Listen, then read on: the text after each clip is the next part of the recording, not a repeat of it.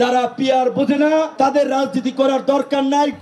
যারা পিয়ার বোঝে না তাদের রাজনীতি করার দরকার নেই, এমন মন্তব্য করেন গণ অধিকার পরিষদের সভাপতি নুরুল হক নূর। 18 জুলাই বিকেলে রাজধানীর মেরুল বাড্ডায় আয়োজিত এক গণসমাবেশে এসব কথা বলেন তিনি। ফ্যাসিবাদী রাষ্ট্রকাঠামোর বিলোপ ও শাসনতন্ত্র সংস্কারের বিষয়ে নুরুল হক নূর বলেন, যারা সংখ্যানুপাতিক পদ্ধতিতে পিয়ার নির্বাচন বোঝে না তাদের রাজনীতি করার দরকার নেই, যারা বোঝে তারাই রাজনীতি করবে।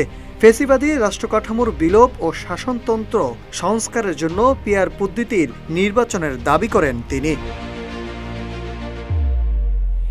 অন্যদিকে বিএনপির মৌন মিছিলে যোগ দিয়ে স্থায়ী কমিটির সদস্য সালাউদ্দিন আহমেদ বলেন, পিয়ার পদ্ধতি খায় না মাথায় দেয়, কেউ বোঝে না।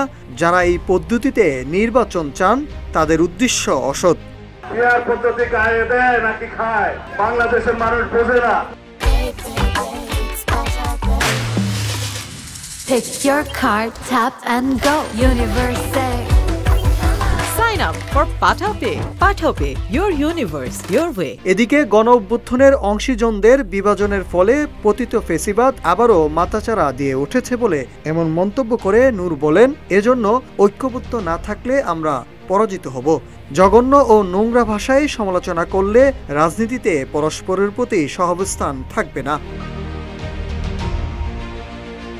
সালাউদ্দিন আহমেদ তিনি আরও বলেন, নতুন নতুন বাক্য বিশারদ যারা হয়েছেন তারা যদি ঘোলা পানিতে মাছ শিকারের চেষ্টা করেন তাহলে সেটা হবে আবারও ফ্যাসিবাদ ফিরিয়ে আনার ষড়যন্ত্র।